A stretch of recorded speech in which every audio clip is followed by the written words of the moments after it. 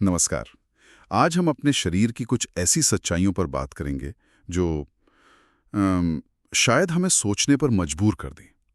हम रोजमर्रा की जिंदगी में अपने शरीर को बहुत हल्के में लेते हैं, पर क्या हम वाकई जानते हैं कि अंदर क्या चल रहा है?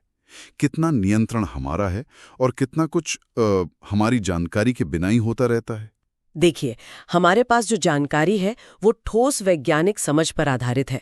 सोशल मीडिया की सुनी सुनाई बातें नहीं। आज का हमारा मकसद है शरीर से जुड़े कुछ ऐसे गहरे और आश्चर्यजनक पहलुओं को समझना जो शायद दुनिया देखने का हमारा नजरिया ही बदल दें। तो चलिए इस पड़ताल में उतरते हैं। शुरुआत करते हैं एक दिलचस्प दावे से कि हमारा गट यानी हमारी आंतें अपने तरीके से सोचती हैं। ये सुनने में थोड़ा अजीब है ना? हाँ, पर इसमें काफी सच्चाई है। हमारे गट का अपना एक जटिल नर्वस सिस्टम होता है, एंटेरिक नर्वस सिस्टम कहते हैं उसे, और ये काफी हद तक दिमाग से स्वतंत्र होकर काम करता है।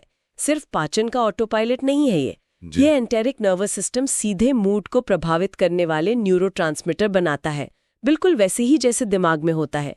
इसीलिए जब हम कहते हैं गट फीलिंग, तो ये सिर्फ कहावत नहीं, इसमें शारीरिक सच्चाई भी छुपी है। दूसरा दिमाग। अच्छा, तो क्या इसका मतलब ये हुआ कि ये सचमुच अपने फैसले ले सकता है? यही बस एक बहुत कॉम्प्लेक्स कंट्रोल सिस्टम है? देखिए, दिमाग की तरह चेतना वाले फैसले तो नहीं लेता, लेकिन हाँ, स्थानीय स्तर पर बहुत कुछ नियंत्रित करता है, जैसे पाचन की गति, पोषक तत्वों का अवशोषण, यहाँ तक कि हमारी इम्यूनिटी से बातचीत भी। ये दिमाग से तो जुड़ा है, पर बहुत सारे काम खुद ही निपटा लेता है। ये तो कमाल है। और इसी जटिलता से जुड़ी एक और बात सुनी है कि हमारे शरीर में इंसानी कोशिकाओं से कहीं ज्यादा बैक्टीरिया होते हैं। ये सच है? शायद 10 गुना तक भी। हम असल में चलते फिरते इकोसिस्टम है।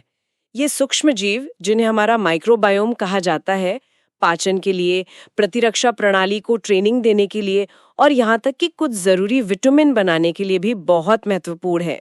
ये तो हमारी इंसान होने की जो पारंपरिक परिभाषा है उसी को चुनौती देता है। वाकई, तो हम नहीं बल्कि एक पूरा चलता फिरता इकोसिस्टम है। ये तो सोचने का बिल्कुल नया तरीका है।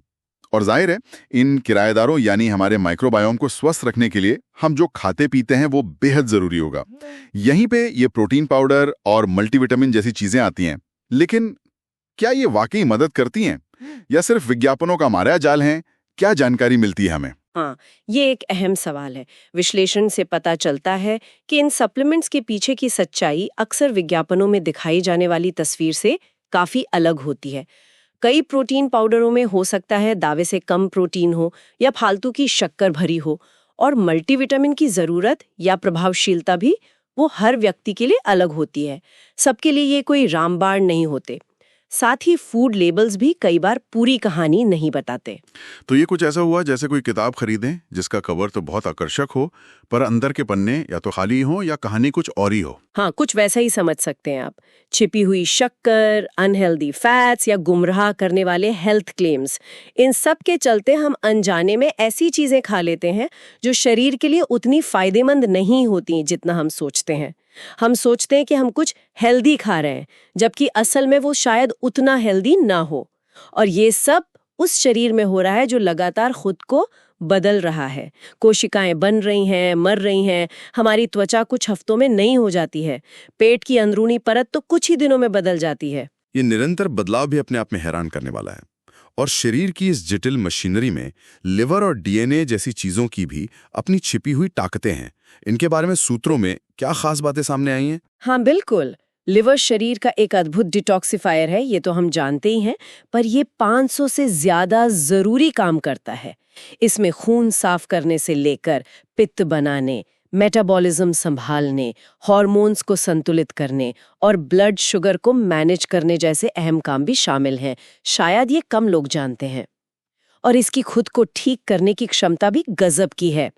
वहीं डीएनए हमारे जीवन का ब्लूप्रिंट है।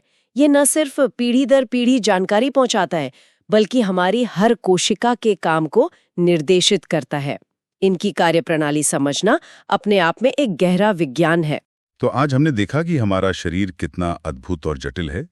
सोचने वाला गट, हमारे साथ रहने वाले अरबों बैक्टीरिया, फूड लेबल्स और सप्लीमेंट्स की पहेलियां, शरीर की खुद को लगातार नया बनाने की अविश्वसनीय क्षमता और लिवर और डीएनए जैसी शक्तियों का भंडार।